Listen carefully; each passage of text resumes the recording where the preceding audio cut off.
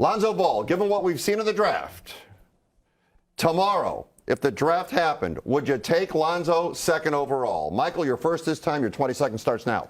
Yes. The Lakers are all about Showtime name and brand, and nobody brought more of that than Lonzo. He brought media, cash, and 35 nationally televised games to a team that was supposed to be a non-factor. And he might also bring LeBron James, who said on November 13th that he thinks Lonzo will be a great point guard in the future. The Lakers didn't draft him to be a scorer. They drafted him to distribute the ball to people like Paul George and LeBron James, who will be available next offseason. Not only that, but who else are you going to take? You also have to assume that we're going to get LeBron James. Don't get me wrong. That would be so cool to see LeBron James. You can't assume that, but the pieces are there, and LeBron has had rumors to LA. And the Cavs aren't doing that great. If they can't get better, he's going to want to leave. Not only that, but who are you going to take? Jason Tatum? He wouldn't fit in the Lakers system. Starting behind Brandon Ingram, or as a stretch forward, he can't do that. I don't know if he wouldn't fit in the Lakers system. I mean, you got to look at a guy who's really capable of shooting the ball. And Tatum, maybe he would actually fit in the Lakers system. They needed a point guard. The only other one they could have taken is De'Aaron Fox, but De'Aaron Fox isn't getting the rebounds or assists that Lonzo's getting. He's a better all-around talent than De'Aaron Fox has been for the Kings. I'll give you that one.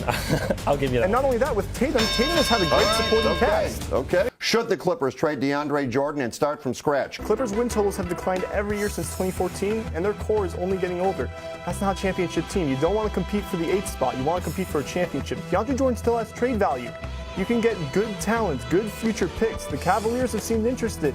You can get Tristan Thompson in a first-round pick. That sets up something very good, competitive again in 2020. Face off. Go. One thing I'm really worried about, though, Doc Rivers. He has clearly stated he does not want to start from scratch. It's very apparent.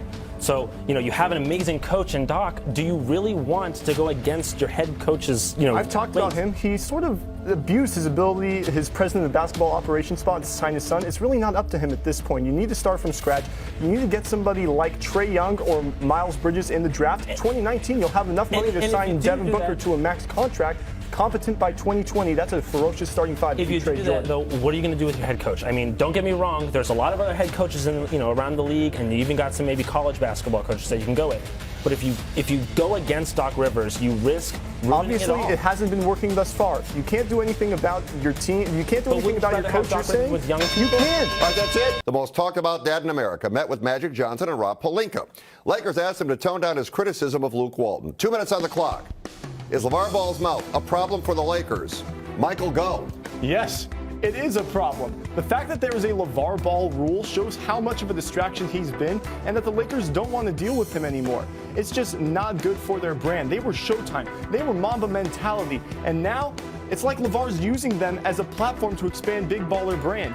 When he talks out against Coach Walton, that creates tension between the players and the coaches and the fan base that listens to LeVar and respects what he has to say. Kobe will have both of his jerseys, 8 and 24, retired Monday night at Staples Center. Is Kobe Bryant the greatest Laker of all time? He was Magic. That wasn't his birth name. That's the name they gave him because he was that good. While I can't deny Magic's greatness, Kobe Bryant brought more to the table as a complete player. 12-time All-NBA defensive team. You know how many times Magic got that? Zero. He was a more complete player all around. 3 of his championships he had Shaquille O'Neal, but 2 of them were in his 30s when he was pretty much the only player on that team. Magic, all 5 of his championships were with Kareem Abdul-Jabbar. You can't deny Magic's greatness, but what Kobe was able to do by himself. 81-point game, still the greatest single-game accomplishment of any Laker in history. And when you go into the gym and you see people shooting, what do you hear them say? Well, if they're shooting one-on-one, they can't pass like Magic. They're saying Kobe. He brought something to the NBA culture. He is still relevant to this day. Magic Johnson, he's been great for Southern California, but when it comes to his time as a Laker, Kobe was there longer, and he did more. You know what's funny about it? But when you think of Kobe, do you remember him as 8 or do you remember him as 24? I gotta say number 8. Nothing makes an impression like a first impression. That's how we remembered him. That's how he became the face of the NBA. He did things that no other Laker's been able to do as 8. 3-peat, 81-point game. We got to know him a lot through the dunk contest. That's when he became a national figure in the NBA. All right. That was all with number 8. That one's up. Next up, we talked about the Raiders. Do you think they'll make a run and get into the playoffs? Michael, you are first this time. Make the choice. 20 seconds. Go. It kills me to say this, but the Raiders will not make the playoffs.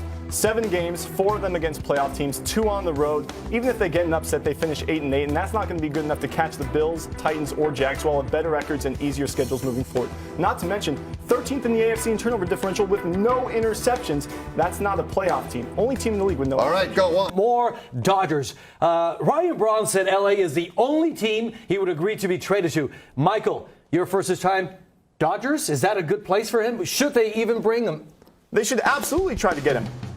If the Brewers pay the rest of his contract, $71 million over 4 years, and you're going to have to give up some of your prospects to get that, that is not worth it for somebody who's going into his age 34 season and just hit for his second lowest average of his career. You're proving my point at this point because they just have, Kike Hernandez just hit 3 home runs. Curtis Granderson had a better wins above replacement than Why do they need Braun? They don't need to take on his back. That's what I've been saying. Ryan Braun was 160th in Major League Baseball in wins above replacement. Curtis Granderson was better than that. Not to mention that Ryan Braun hasn't played in 150 games since his MVP season. And why would Dodger fans even want him? He has been injured a lot, and he has a PED issue going on with him. Not only that, he stole an MVP from Matt Kemp. Dodger fans are not going to forget about that.